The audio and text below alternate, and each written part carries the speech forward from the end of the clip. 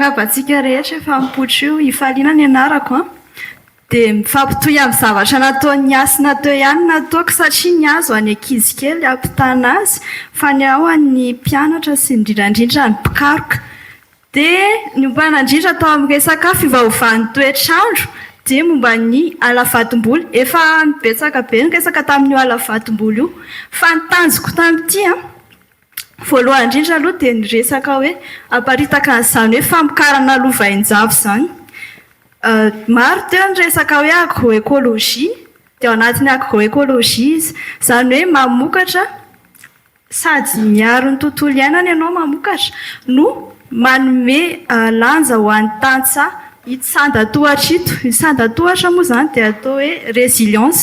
izany hoe nitanjoko tamin'ny fikarohana izay nataoko indrindra tamin'ny lisansa ny anome fomba famokarana ho an'ny tantsaha izay azony tombony bebe kokoa izany hoe miakatra amin'ny fidiram-bolany a dia mahavita sakafo azy mandritry ny taona ny zavatra vokariny eo amin'ny taniny dia ny farany indrindra izay tena lehibe dia ny ady amin'ny toetrandro izany hoe ahafahantsika misadaptena hoe miara-miaina ny fiovà-toetrandro izay tsy afaka ialantsika amin'izao fotoana izao dia noho izany dia namokatra an'ireto dia ny article scientifique satria izany teny hoe ho an'ny mpikaroka manokana dia ny conseil na ny torohevitra averina dia ny ankoatran'izay dia misy fisy ihany any anatiny ihany dia izy io moa izany a tamin'ny fikarohana izay nataon'ny olona maro momba ny teto Madagasikara dia nahita izy a fa miakatra kokoa ny tombo ny vokatra azo i Ramose moa teo ny teny hoe mbola tsy hita mazava izy ity raha eto amin'ny Madagasikara dia efa nisy fikarohana fa ny pratika agroekôlôjika dia mamokatra bebe kokoa noho ny agriculture conventionnelle dia efa anatin'ilay article izay dia ankoatran'izay ihany koa zavatra hita tany Ambohimanga nakana an'ilay torohevitra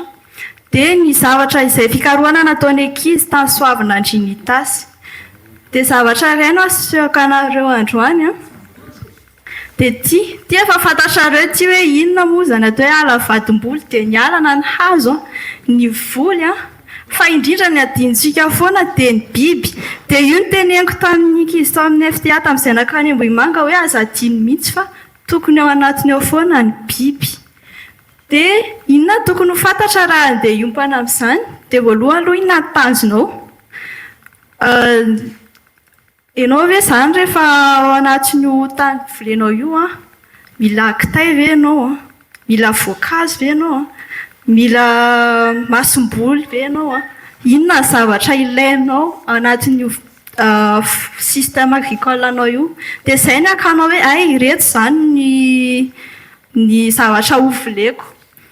tanefa tadidio fa ao anatin'io tokony be da be mifangaro dia mandeha tana tohatra ilay izy fa efa nisy ny teny tany hoe flan zao brisevent hoe raha ho an'ny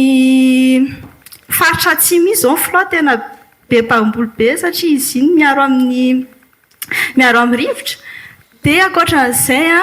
ny resaka hoe rano izay io ny tena olona ny tantsaha ny resaka fambolena io resaka rano io dia avy eo avotra manaraka ny slide manaraka an'io ny resaka tombontsoa azo avy amin'izay efa hitantsika teo ihany fa ny tena voatraka androany dia ny torohevitra dia ny torohevitra dia be da be amintsika izao ny mahita hoe alavatom-boly izany a lasa par défaut ilay izy satria hitako tamin'izany nanao stage première année zao a tsy fantany hoe agroforesterie ilay izy fa tonga dia ampiarahana eo fotsiny voaketsiezy dia ny tsaramaso dia fefen'ny akondro dia tsy fantany izy agroforesterie nefa agroforesterie ilay izy dia ampifantarina androany ilay izy izany dia ny torohevitra voalohany aloha dia ampiasao ireo zava-maniry izay efa maniry ao aminareo ao amin'izay mba hiala amin'ilay hoe ela be ilay izy vao mamokatra dia ny faharoa be da be ny zavatra tokony ampidirinao ao hoe manatsara ny tany be da be zao ny resaka plante légumineuse teo ny hazo indrindrandrindra ny hazo fihinam-boa dia ny biby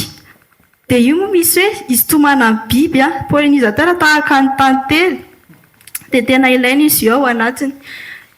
Dia efa nanam-pikasana ihany any namadika an'izy ho teny gasy fa be da be ny teny tsy haiko dia tsy hanafy dia mankasitraka si.